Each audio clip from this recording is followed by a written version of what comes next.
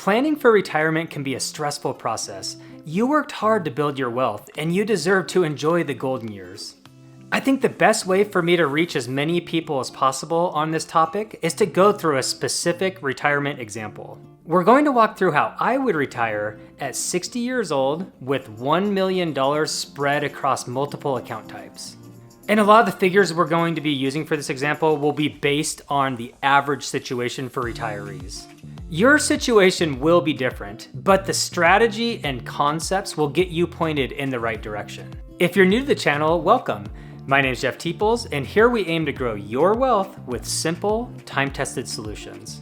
Please karate chop that like button, subscribe if you haven't already, and drop me a comment with anything that comes to mind while you're watching this video. We had 9 new channel members this week. I'd like to give a huge Sunday shout out to the new members that are on the screen now. I appreciate you guys joining the channel, whether it's just to support or to enjoy the spreadsheets, emojis, and badges. It's all the same to me. I'm very appreciative, and I really thank you for making this possible. I've had some bumps in the road the last couple of weeks, but I do plan on getting my portfolio tracker, the light version, the one I personally use on a weekly basis, out there this week. That's my goal. Let's grow. The scenario.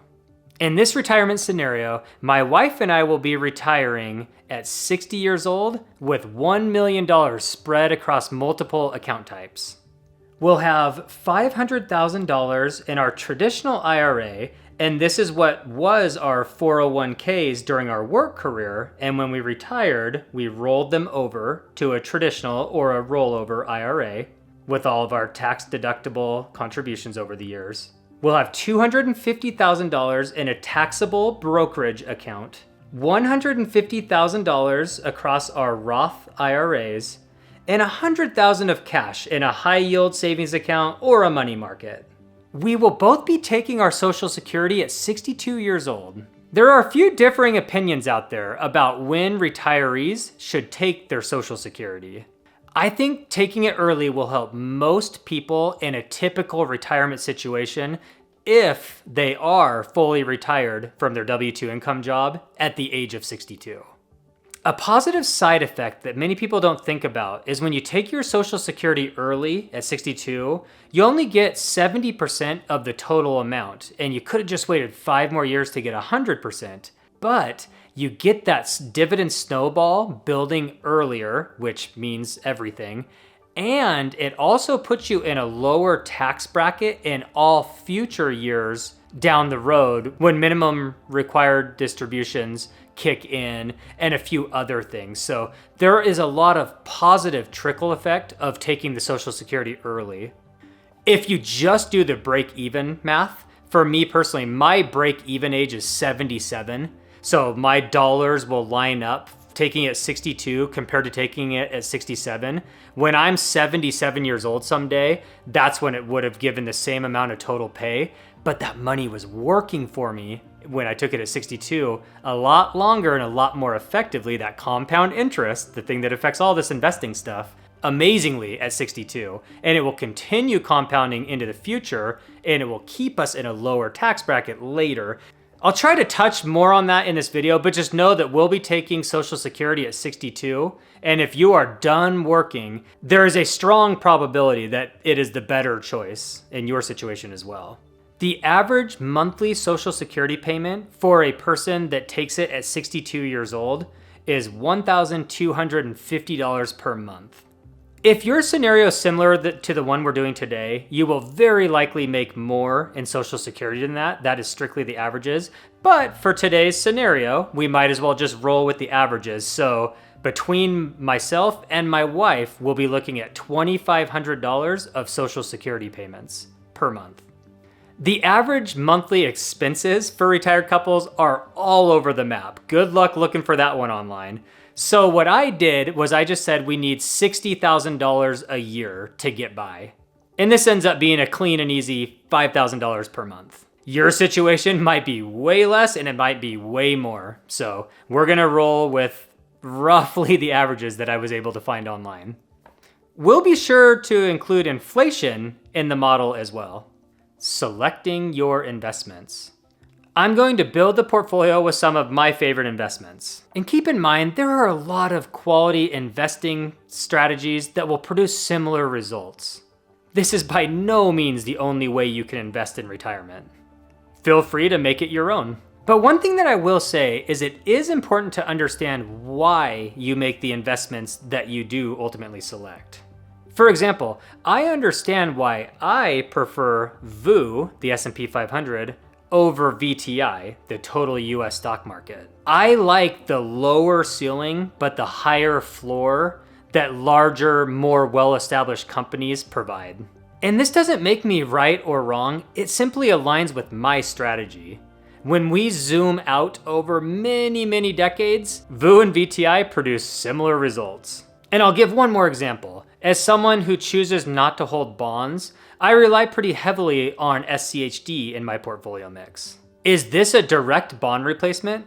Nope. But it provides stability and dividend growth for my portfolio. I like it as a value play.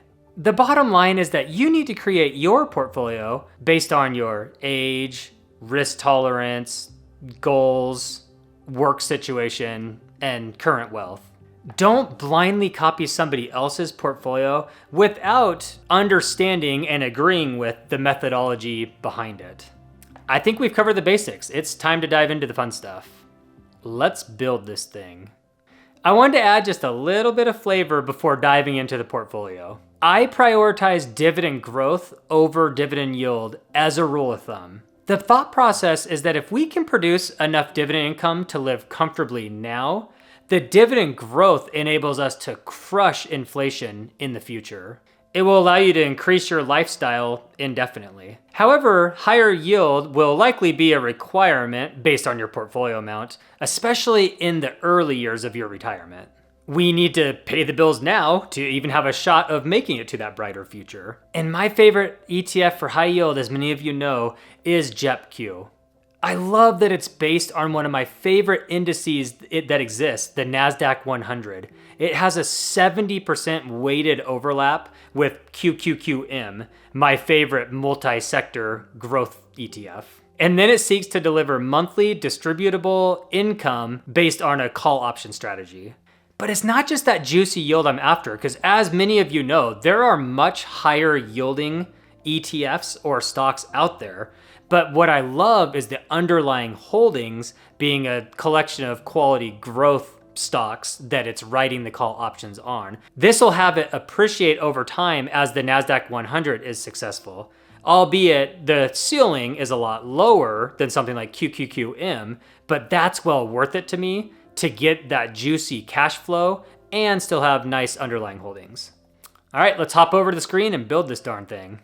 I'm going to start by saying don't get overwhelmed by everything you see on the screen. What I did here was I took one of the member spreadsheets that's out there for everyone, the dividend projector, which has most of this information, but I added a few columns just for this specific scenario. We're going to go step by step to get an idea of what we're looking at here. So let's start with what we need. So I made a column here called need. This is the monthly income needed in retirement to get by to pay our bills. We started at $60,000 a year or $5,000 a month. And I made our need go up by the amount of inflation. So we are assuming a 3% inflation on this spreadsheet. If you look, we need in 2024, and just think of this as year one, like the first 12 months of retirement, we will need $5,000. And then in year two, we need $5,150 to combat inflation. And it keeps on going down the list, as you can see here. And I'll try to remember to scroll. Sometimes I get lost here on my screen share. But as we go down by the years, in fact, let's just make this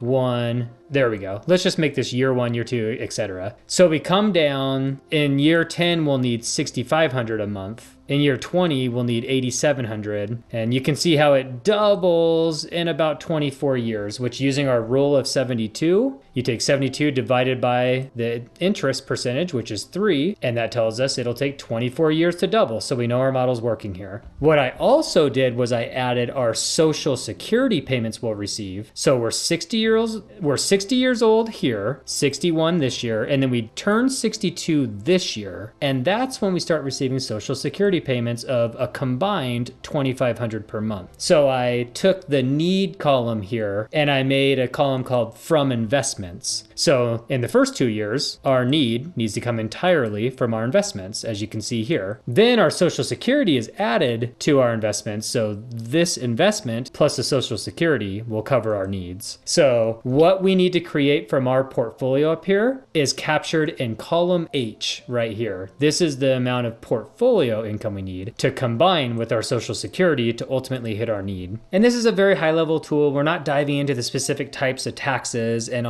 some other implications. However, with that said, let me say that with this dollar amount here, this is what we're working with. We have $1 million and we had 500,000 in our traditional IRAs, our former 401ks, 150,000 Roth, and then I put the rest in taxable. This was that savings account we had of 100,000 plus the taxable brokerage account. It's all treated the same. It's just in a taxable account. So 3 types of accounts, 2 tax protected ones, one that'll never be taxed again, one that has had deductible contributions that will owe tax on when we take it out, and one just normal taxable account that will always pay for taxes. Okay, and before we get going here, I want to point out the high level variables. Here's the funds I'm going to use for this. Again, you can use a plethora of ETFs or individual stocks or bonds. There's so many things available. This is what I'm using for my example. This is the actual trailing 12-month dividends. This is what these funds have actually paid in the last 12 months per share. And for the dividend growth rate, the dividend CAGR, I have selected the lowest number of the 3, 5, and 10-year dividend growth rate. So VGT's lowest of those was 8.75. QQQM's, and I use QQQ because it has the history, its lowest was 9.93. And VU, you can see it had a dip. I think it was the 3-year, maybe the 5-year. And SCHD actually has 11 point something 5-year CAGR, a 10.87 10-year CAGR, but its 3-year CAGR has dipped a little. So I use that one. You guys cannot yell at me. You always find a way to complain about something, but this is the lowest of the 3, 5, and 10-year CAGR. And for JEPQ, it gets most of it off the call options, which will be random. Like lately it's been down 30-ish%, but then it'll go up and down and up. Its underlying holdings are, single digits percentage of the income, and they will grow a little. So I just slapped in 1%. And then with the high interest savings, I said 0 growth. It just has that yield right now of 5.29%.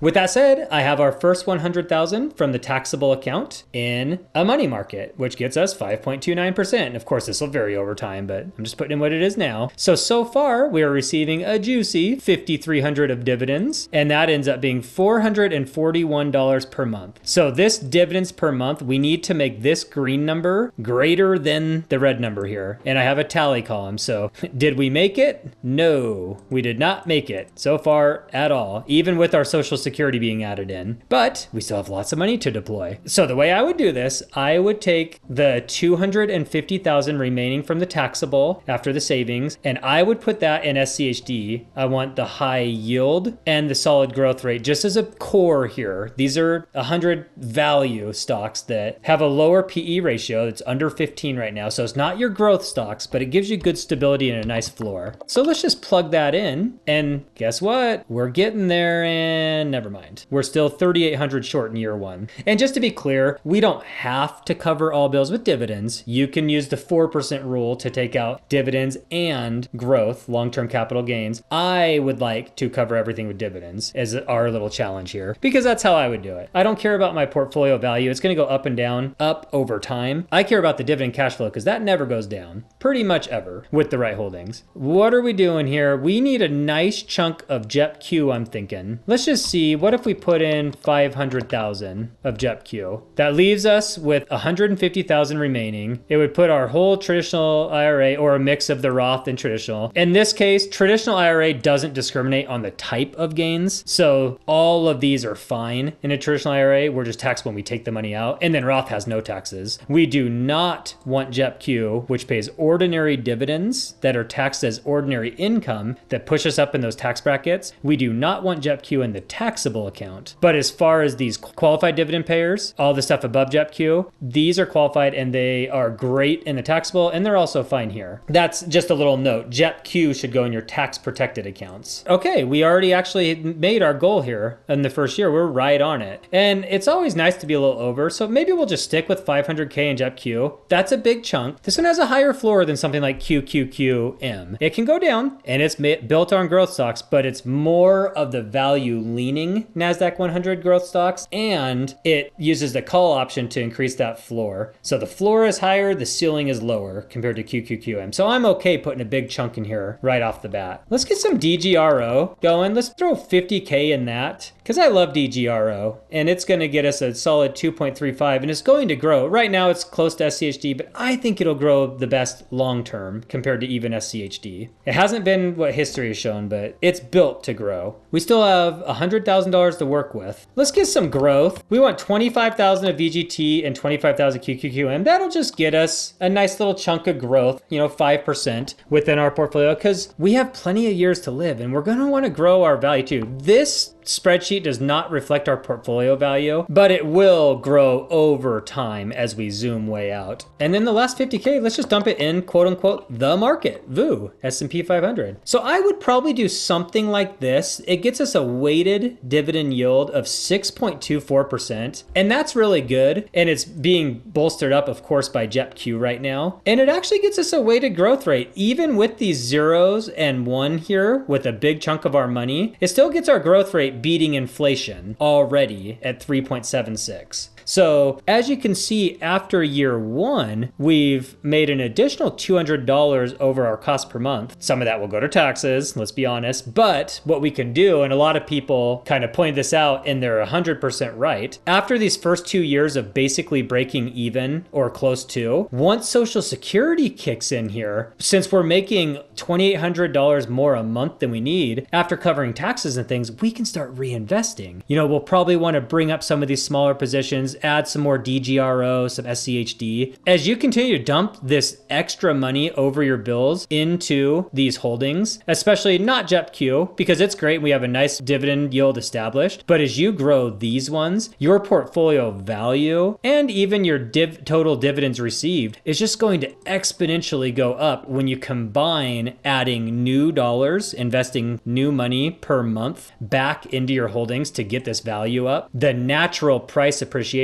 and the dividend growth. When you add all that together, you're going to be very happy in the future. And let's say in year 3, we're making $5,600 a month, and we actually only need to make, even accounting for inflation, even taking the inflation of 3%, we're only going to need $2,800 from our investments because Social Security is getting in there. So at this point, kind of ignore these top two lines, but let's drop JEPQ down to a couple $100,000, right? So the top two, we're already there. Just remember that. Now we have 300K, plus it's probably grown a little, so you have a little more money to deploy. But at this point, let's put a couple $100,000 in DGRO to keep that growth going. Let's get SCHD, my favorite dividend ETF, up a bit. And I say you throw a little more into growth. We want to grow this thing long-term as well. So, that would be nice, right? Oh, where did I go wrong there? You know what? Let's celebrate. We need more of the market. See, so now we're redeploying, and you can move stuff around. Remember, we put that SCHD in the taxable account, right? You can freely move stuff around in these accounts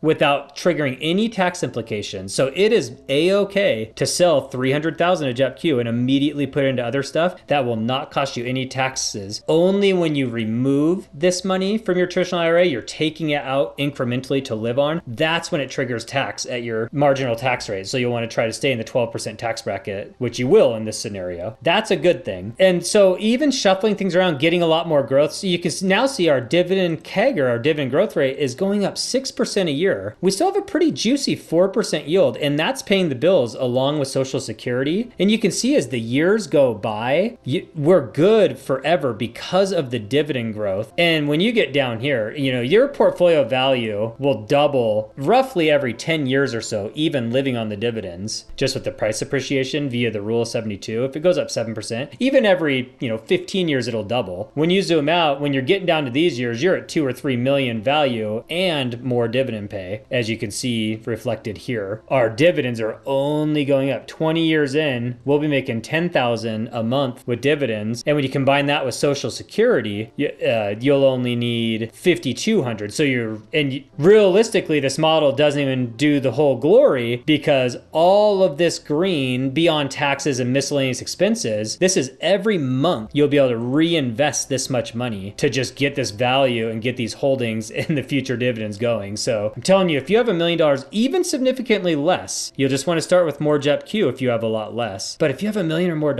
and you're an empty nester with the kids or don't have kids or whatever your situation is, there's a good chance you can make this happen if you just take the time to plan this out, get a nice mix, kind of balance out your dividend kegger with your current yield, and you should be good to go. And like I said, I don't rely on Social Security because we never know what's going to happen in the future. We have a lot of people retiring and less people in the workforce, and it's already projected to only be 78% per year by a certain year of its current benefit. And there's a lot to this, so I don't want to bank on this. Clearly, with that setup that we showed earlier with heavier and JEPQ, we don't even need Social Security. This is just a bonus. We need to take care of business to get these numbers mathing out before we even get to that point. But this is just one example, you guys, just one example of how you could go about this.